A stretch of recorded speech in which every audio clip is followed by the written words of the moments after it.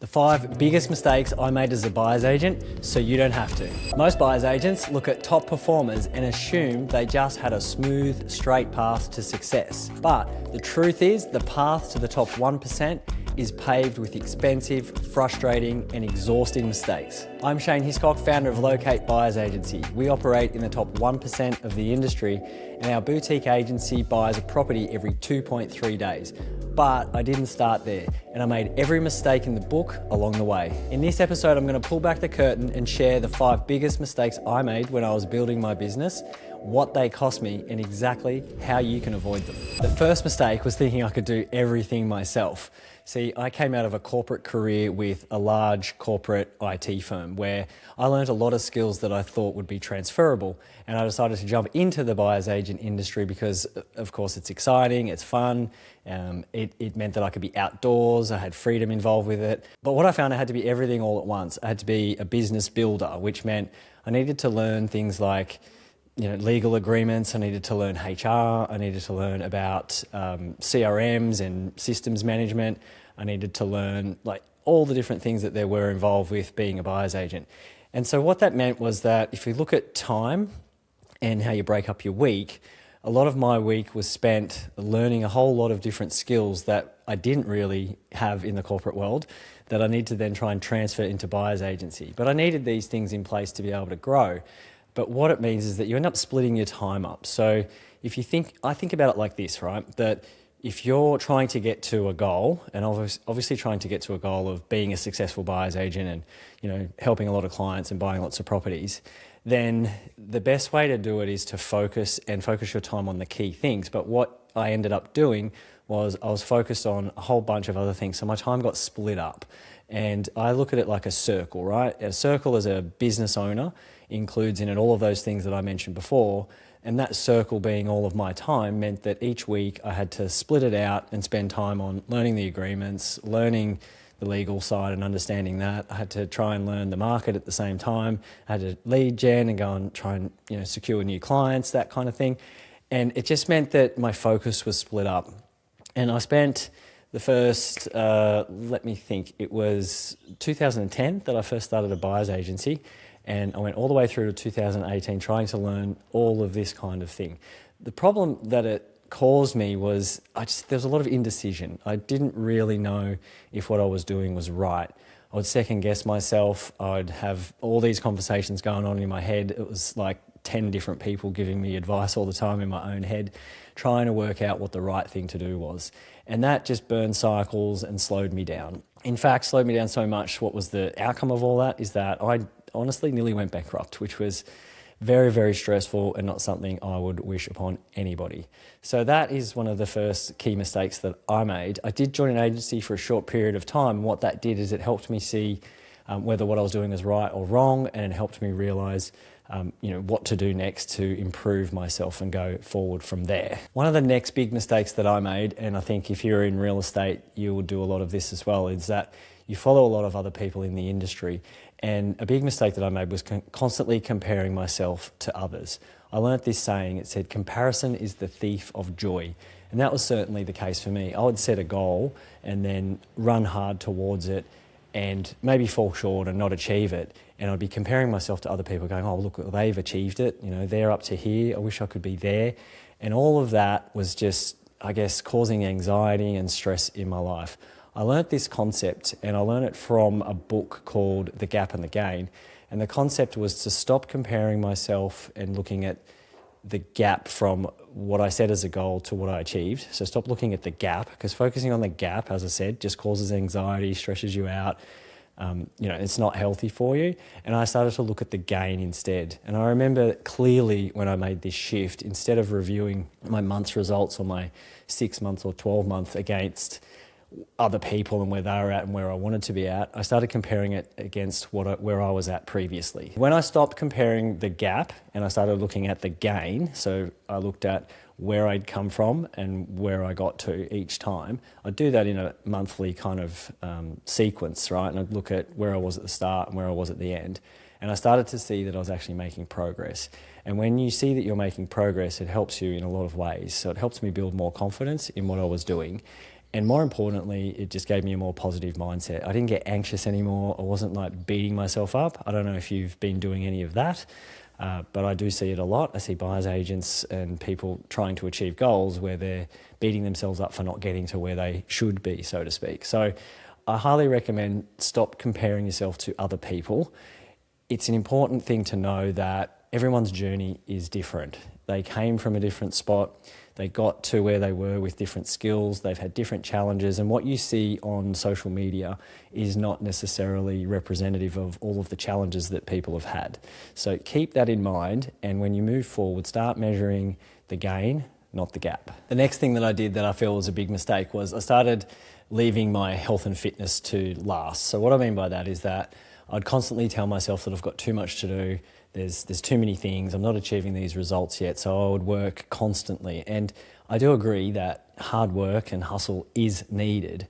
However, if that sort of burns you out and it starts to drain you, then that's when it does become a real problem. What I started to do was actually just give myself a little bit of leeway. So it's hard to just switch straight into spending more time on your health and your fitness and that kind of thing straight away. So what I would do is I would get to Friday and I would allow myself some time to go mountain biking. And that was a sport that I was getting into at the time. But I remember as well that I always felt guilty, wrongly, about doing that through the day, because I thought that doing it through the day was time that I should have been spending on my business and on building the business. So I bought myself a set of lights and I started to go riding at night time. Now I noticed that as I did that, it actually gave me more energy and it actually brought more positivity into my life. So I started to exercise then in the morning, and that really helped me. And now I find that that becomes a critical part in my routine. Looking after yourself is essential. It reminds me of what happens when you get on an aircraft and they talk about the mask dropping down. They say, look after yourself first. The point here is that if your tank is empty, you can't really help other people because you're depleted, so to speak. So that was a big mistake that I recommend you bring your health and fitness back in, looking after yourself. Make sure that you do rest. There's a saying in sports that resting is also training, and that's very true as well when you're building a business and you're building yourself as a buyer's agent. The other thing that I learned about looking after yourself is that the real learning and the breakthroughs actually come from taking some time out and reflecting. If you just grind 24/7, you have no time to reflect and learn. And so that breakout time and that time where I could step out of the day-to-day actually gave me more insights and more ideas that I would have got if I had just been grinding away and not taking any time for myself. So highly recommend doing that. It'll increase your results and you'll feel better about it as well. The next thing that I found was a mistake was that I would get frustrated when my actions didn't result in an immediate outcome. That's a real trap. What I learned along the way was that putting in the calls, having the meetings, doing all of the activities to source property, it all builds on your knowledge and your confidence. And when I stopped expecting outcomes from every single thing that I did, I stopped beating myself up for when things didn't happen as the way that I wanted to. And I learned this concept as well from a guy called Buckminster. Look him up, he was an amazing human. He had this concept called Precession. And what Precession says is that if you head in the direction of your goals, more often than not, the benefit of those outcomes will come in from left field, so to speak. I actually learnt this when I was in corporate life as well. What used to happen in the corporate world was when things were tight and I was in a sales type of role, the company would make us just focus on one thing, and they would make us focus on doing 20 meetings a week, and that was it. And what I found was that I would go and do these 20 meetings a week. That's me heading in the direction of the goal, and the outcome never really came directly from those meetings, but something would come from left field. I put it down to you're putting the energy out, you're putting the effort in, and you're getting out there, and you're causing a change in the universe and you're causing results to happen. But the key is then, as I said, don't expect a direct outcome from all of your work. This is especially important right now because there's a lot of news in the market, there's a lot of negative talk. If you're like now really needing leads, for example, and you go into every meeting needing leads, that anxiety transfers to the other person. And it's kind of like when, I don't know if you've done this before, but if you've ever been scared of dogs, they can sense it, right? They can tell. And so usually if you're the one scared, you're the one that gets bitten. So the idea here is to go into those meetings and do the process and keep things moving, and don't expect a direct outcome, but just trust that the process will work. Once I started doing that, It stopped me from getting, I guess, disgruntled or upset about the outcome not coming from the direct work, and it allowed me to just keep doing the work that actually gets the results. Hope that makes sense anyway, but that was a big change for me. The other thing to note here, and I was training the team on this morning, is that there's always a time to sow and there's a time to reap. And so you never plant a seed and expect to pick the fruit the same day, right? Having your meetings, putting the effort in and following the process is, I call sowing type of exercise, right? You're planting the seeds. So the more plants that you seed, the more consistently that you do that, the more likely you're going to get the result that you want. It might be a week, a month, it could be longer, you never know. But I have had results from meetings that I've had years ago come back to me, as I said, 2 years later, for example. So you never know when it's going to come back to you, but you really need to keep in action and keep things moving. The last mistake that I'll talk about today is company values. So when I was building the business, I didn't have company values in place. I thought company values were just for big businesses, not for a small growing buyer's agency, but I was totally wrong. The reality is, without clear values, you end up with a mixed culture. You hire some people who are driven, hardworking, and others who are just coasting along.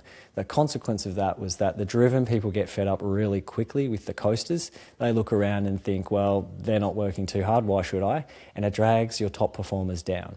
The fix here is to define your values early, hire and fire by them, and protect your culture at all costs. So to recap, the 5 biggest mistakes I made when building myself as a buyer's agent and building my business were: number 1, trying to do too many things at once, trying to wear too many hats at once.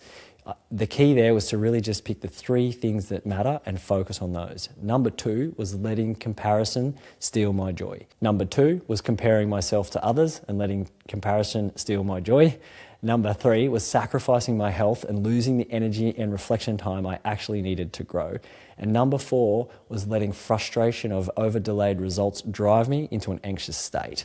Number 5 was waiting too long to establish company values that would protect my culture and the team. Every top performer that you look at has a whole bunch of mistakes behind them. The goal isn't to be perfect, but it's to learn from people who are a few steps ahead of you are, so that you don't have to pay the same costs as they did.